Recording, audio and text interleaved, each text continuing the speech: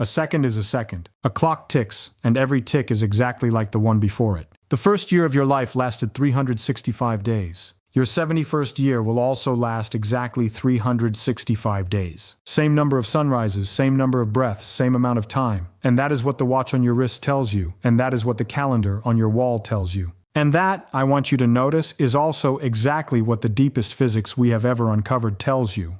So we all agree, time is uniform. A year is a year. Settled, finished, locked. Now I'm going to take that neat little idea and break it apart with my bare hands. Because the last second of your life, that one single ordinary-looking second, may contain more lived experience than the entire first year you spent on this planet. I am going to try to convince you of this using arithmetic. No tricks, no mysticism. Just careful thinking about something every one of us has been quietly wrong about our entire lives. But first, let me give the wrong idea its fair chance, because the wrong idea is not stupid. It is actually supported by some of the most beautiful science we have ever produced. Take any well-isolated clock in this room. A pendulum, a quartz crystal, a beam of cesium atoms locked inside an atomic clock. Watch it for a year, 315,360,000 seconds, give or take, and every single one of those seconds will be completely indistinguishable from every other. The universe has no preferred tick. Physics does not care which second we are on. Even in the very strange world of Einstein's relativity, time within a single frame of reference is uniform. Yes, two people moving at different speeds will disagree about how much time passed between two events. Yes, gravity actually slows clocks down. Your head ages slightly faster than your feet, and that is a real, measured effect, not a metaphor. But within your own frame, sitting right where you are, time ticks at 1 second per second, always, without exception. So far, the conventional view is bulletproof. But here is the catch. There are two kinds of time, and the physics I just described only covers one of them. There is clock time, the time of pendulums and cesium and Einstein. And then there is felt time, the time inside your head, the time you actually live in. And these two kinds of time do not behave the same way. In many respects, they are completely foreign to each other. Let me ask you something. Picture a summer from when you were 7 years old. Not a special summer, just an ordinary one. June, July, August. Do you remember it as a vast, wide-open stretch of time? Like a whole little life lived between school years? When I ask people this question, they almost always say yes. The summers of childhood feel enormous, endless. You went swimming in the afternoon. You watched ants crawl around for half an hour, and that already felt like a substantial event in itself. You went to bed exhausted by the sheer weight of having been a person all day. And then you woke up and did it all over again. And the summer stretched on and on like an ocean with no visible shore. Now think about last summer. Last June, July, August. What actually happened? You can probably name a couple of things. A vacation maybe, a particular weekend. And the rest? A smear? A soft blur? You blink, and the leaves are already changing color, and you are left wondering where it all went. I am not the first person to notice this. Aristotle noticed it. St. Augustine noticed it. Your grandparents told you about it. Every culture in every era has had some version of the same complaint. The years go by faster as you get older. We tend to wave it away as nostalgia, or memory playing tricks, or some kind of sentimental confusion. But it is none of those things. It is one of the most regular, reliable, and predictable features of human experience. And a quiet, careful French philosopher named Paul Janet wrote down the law that governs it back in 1877. Stick with me here. It will sound too simple to be useful, and then it will explode in your hands. Here is what Janet said. The subjective length of a period of time for a person of a given age is inversely proportional to the total time that person has already been alive. That is the entire law, 11 words. Let me unpack it. If you are 1 year old, then 1 year is your entire life. It is 100% of everything you have ever experienced. Every face you have seen, every sound you have heard, every taste, every feeling, every dream. All of it is contained inside that single year. The year is enormous because it is the universe. If you are 10 years old, then 1 year is 1/10 of your existence. Big, memorable, but no longer your whole world. You have 9 other years to compare it against, to put it in proportion. If you are 50, 1 year is 1/50th of your life. A thin slice, a slim wedge, and subjectively, Janet said, that is exactly how it feels. Small, slim, slippery, gone before you can even pin it down. You can already see where this is going. The older you get, the smaller each unit of time becomes relative to the totality of your experience. Time speeds up because each new piece of it is a smaller and smaller fraction of the whole. Your clocks are not wrong. They are doing their job perfectly. You are simply using a completely different ruler. I love taking a beautiful sounding law and grinding it down into actual numbers, because beautiful laws are everywhere, and most of them fall apart the moment you do arithmetic with them. So let us see if this one holds. If subjective time really does scale as 1 over your current age, then the amount of subjective time you live through between age A and age B is the area under the curve 1 over t from t equals A to t equals B. And that area, as any mathematician will tell you, equals the natural logarithm of B divided by A. Do not run from the math. We do not need any calculus here, just a couple of values. The natural logarithm of 2 is about 0.69. So from age 1 to age 2, the subjective time you experience is roughly 0.69 units of something. The natural logarithm of 80 is about 4.4. So from age 1 to age 80, your total subjective adulthood adds up to about 4.4 units, which means your second year of life, from age 1 to age 2, accounts for about 16% of your entire subjective adult lifetime. 16% from a single year out of 80. And it gets worse. If you ask by what age have I already lived half my subjective life, the answer is not age 40. The answer is the square root of 80, which is about 9. By the time you are 9 years old, you have already lived, in subjective terms, half of everything you will ever experience. Sit with that. 9 years old, half done. I can already hear an objection forming because the math says the function blows up at age 0. It would suggest the first second of life contains infinite subjective time, which is obviously not right. So the formula does break at the very edge. But that is a small mathematical inconvenience, and the deeper lesson stays exactly where I want it. The early years are dense, outrageously dense. The later years pile up, but they weigh almost nothing. Now we need to ask why. Why should subjective time work this way? Because the mathematics is just description. It does not tell us what is actually happening inside the head. So let us go in and look. There are at least 4 reasons the years feel faster as you get older. None of them alone is the complete story. But together they are devastating. The first reason is novelty. When you are a child, everything is brand new. The taste of a strawberry, the smell of asphalt after rain, the feeling of being lifted into the air, the sound of your own name being called from another room. Every experience is completely new, and the brain does not quite know what to do with most of it, so it lays down memory hard, in a thick rush. And memory, as we will see, is what makes time feel long. By the time you are 40, almost nothing is new anymore. You have eaten thousands of strawberries. You have heard your name 1,000,000 times. You have walked in the rain countless times. The brain knows exactly what to expect, so it simply does not bother to encode the experience. The summer that felt like an entire year when you were 7 feels like a weekend when you are 40, because there is nothing for your memory machinery to grip onto.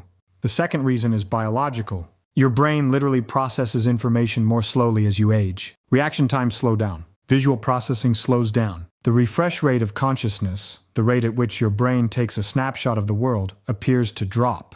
A baby is probably running at a much higher refresh rate than you are right now. Their world is shimmering, swarming, alive in a way that adult perception simply is not. They are seeing more frames per second of reality. A single second for them contains more. The third reason is emotional. The events of childhood happen to you when your brain's emotional system is completely fresh, hot, and unhabituated. The first time someone hurts your feelings, it is an earthquake. The first time you stand on a stage, your knees can barely hold you up. The first time you fall in love at 14, you genuinely think you might not survive it.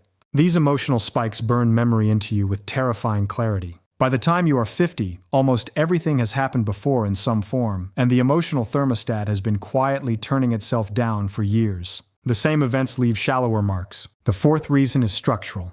Adult life, for most people, is routine. Same job, same commute, same dinners, same friends. The brain has learned the pattern, predicts the pattern, and runs on autopilot straight through the pattern. And when the brain is on autopilot, it does not bother to encode what is happening. Whole weeks blur into a kind of paste. Whole months get filed away under more of the usual. And when you try to remember them later, there is simply nothing there to retrieve. Put all 4 of these together: novelty, biology, emotion, routine, and you get a perfect storm working against the felt length of adult life. Your years should be flying by. By Janet's law, they will fly. We now have a theory of why. And so far, every single effect points in exactly the same direction. As you age, time accelerates. The first year of life is enormous. The 70th year is a footnote. So how on earth can the last second of your life last longer than the first year? This is where I have to turn around and tell you about the other side. Because Janet's law is not the only force at work. There is a second force, completely separate, that pushes in the opposite direction. And under the right conditions, this second force can be enormous. You have probably experienced this, or at least heard about it, time slowing down in a moment of crisis. A car skids on the highway. You see in agonizing detail the bumper of the truck you are about to hit. Your hands move toward the wheel like they are pushing through thick honey. 3 seconds, maybe 4. And yet inside those 3 seconds, you live what feels like an hour of conscious experience. People in combat report it. Mountaineers in a fall. Survivors of car accidents. Surfers held underwater by a wave. The reports are remarkably consistent. Time at the moment of danger becomes thick. But is this actually real? Is the brain genuinely running faster, perceiving more information per second, or is this just a trick of memory? A neuroscientist named David Eagleman wanted to answer that exact question, and he designed an experiment so audacious it makes me laugh every time I think about it. He built a special wristwatch, one that flickered numbers on a tiny screen too fast for normal vision to read.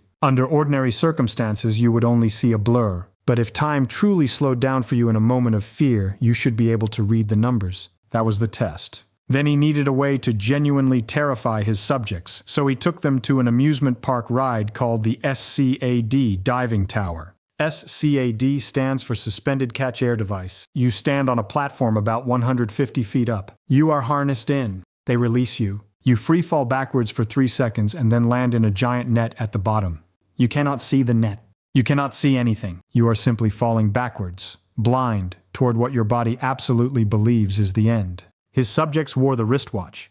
They fell. They were asked to read the numbers on the way down, and afterward, they were asked to estimate how long the fall had lasted. Their estimates were consistently longer than the actual duration. The 3-second fall felt like 4, inflated by about 36%, so the fall did feel longer. But here's the punchline. They could not read the wristwatch. Their actual perception during the fall was not faster than normal. Their brains were not operating in slow motion. They were not pulling more information per second out of reality. What was happening, Eagleman concluded, was that their brains were laying down memory at a much higher density during the fall. The amygdala, the part of the brain that handles emotional fear, was producing memory traces at a furious rate. And later, when they went to retrieve that memory, the sheer density of it felt like a long duration, even though in the actual moment, time had not slowed at all. This is a crucial distinction. There are 2 kinds of time slowing. One is live perception, actually running faster in real time. The other is retrospective, feeling longer when you look back because so much was packed in. Eagleman's data suggests that the famous time slowed down during my crash effect is mostly the second kind.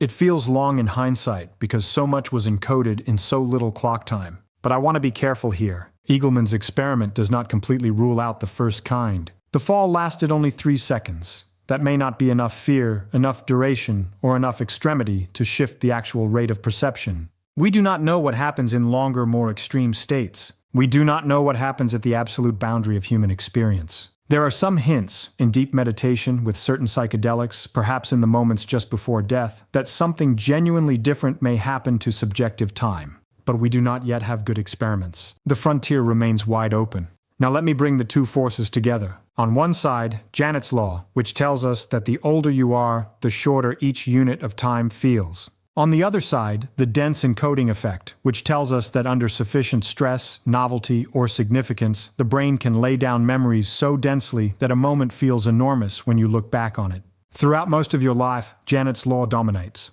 The years go faster and faster. Your 40s feel shorter than your 30s.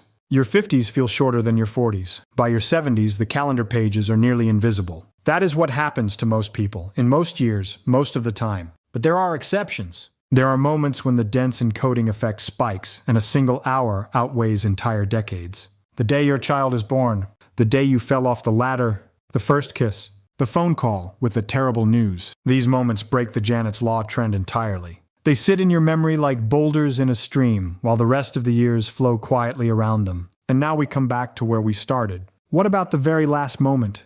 Not the last decade, not the last year, the last second. I want to be completely honest with you here. We do not know. We have anecdotal reports from people who came close to death and survived. They speak of their life flashing before their eyes. They speak of reliving years inside a single moment. They speak of vivid clarity, of seeing themselves from a distance, of moving through tunnels of light. Some of this is undoubtedly the oxygen-starved brain producing unreliable images in its final chaos. Some of it may be the brain's last desperate attempt to make sense of what is happening.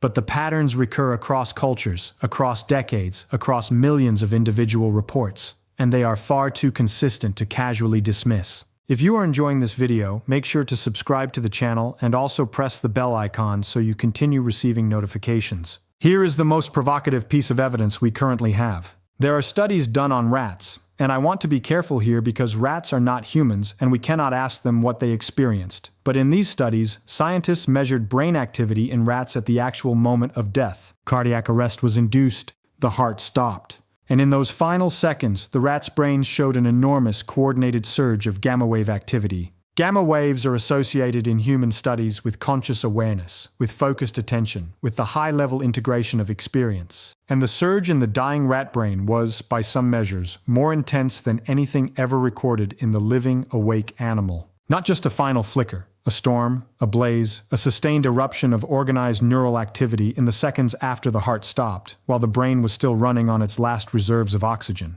Similar patterns have since been seen in dying humans in a handful of rare cases where patients on monitoring equipment died unexpectedly. The data is limited, and the interpretation is genuinely contested, but the basic picture, a final surge of neural activity, possibly representing an intense final wave of consciousness, keeps showing up. Combine that with everything we already know about the brain. We know it can compress experience under stress. We know it can lay down memory at extraordinary densities. We know that dreams during REM sleep can cycle through entire stories in just 15 minutes of clock time. We know there is some upper limit to how fast we can encode an experience, but we do not know exactly where that limit sits. And we do not know what happens when the brain is pushed all the way to it. So here's the most careful version of the claim I can make for you. In the final moments of your life, under conditions of total neural arousal, with all of your brain's machinery firing simultaneously, with adrenaline and possibly other neurochemicals flooding through the system, the dense encoding effect we saw in Eagleman's experiment may be turned up to a level we cannot test and cannot yet imagine.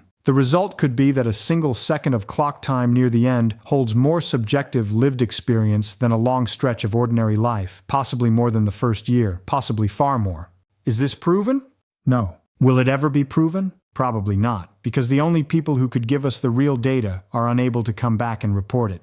The people who get close, who have near-death experiences and survive, are not at the actual end. They are at the near end. We do not have access to the real thing. So the literal claim of the title, "The last second of your life will last longer than the first year," is not something I can prove to you with a clock. It is a likely consequence of well-established psychology, plus well-established neuroscience, plus a more speculative extension of both into the extreme conditions of the dying brain. But here is what is solid. Even within ordinary life, your subjective time is not what your watch is telling you. Your watch is being perfectly honest about clock time. Your brain, however, is keeping a completely separate set of books in a completely different currency. In the currency of subjective time, a boring meeting can feel like an hour. A wonderful conversation can feel like 5 minutes. A childhood summer can represent a third of your entire subjective life so far. A grown-up summer can be a footnote. A moment of terror can outweigh the entire year that follows it. A moment of genuine bliss can outshine a whole decade. And this has a consequence, a real practical consequence.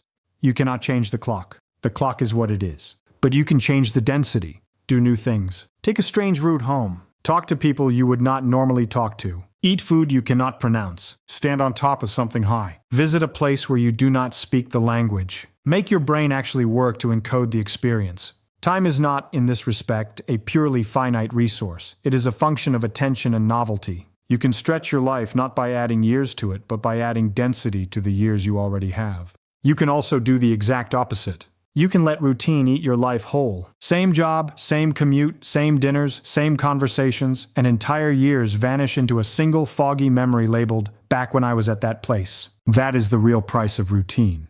The clock keeps ticking. The calendar keeps turning. And you have subjectively spent far less of your life than your age would suggest. Let me bring all the threads together now. We started with a comfortable belief. A year is a year, a second is a second, and the calendar tells you the honest truth about how much you have actually lived. That belief is correct, but only about a tiny sliver of the full picture. The physicist's sliver. The actual texture of your life, what you have genuinely experienced, runs on a completely different scale. Subjectively, you are not the age your driver's license says you are. You are the integrated total of all your novel, encoded, emotion-tagged moments. Two people who share the same birthday have not lived equal lives. In any sense that actually matters to them, they have lived completely different lengths of life. Subjectively, your childhood was vast. It really was. Janet's law was not lying to you. The dense, emotional, novel years of early life take up an enormous share of your felt biography, no matter what the calendar claims. If you remember being 7, you are not romanticizing a single year. You are remembering, more or less accurately, a substantial fraction of your entire subjective existence. Subjectively, the long middle stretch of life, the routine adult years, carries very little weight.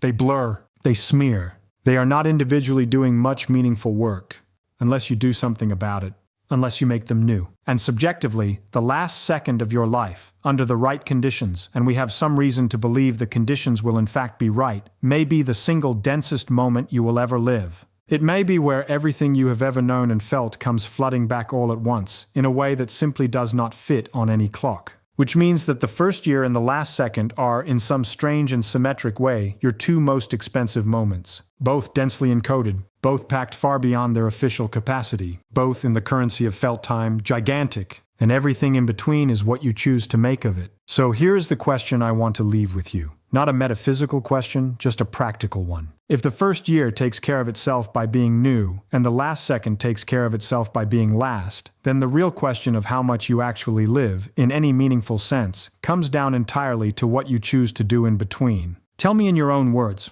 what was the longest year of your life so far, and what was it that made that year stretch?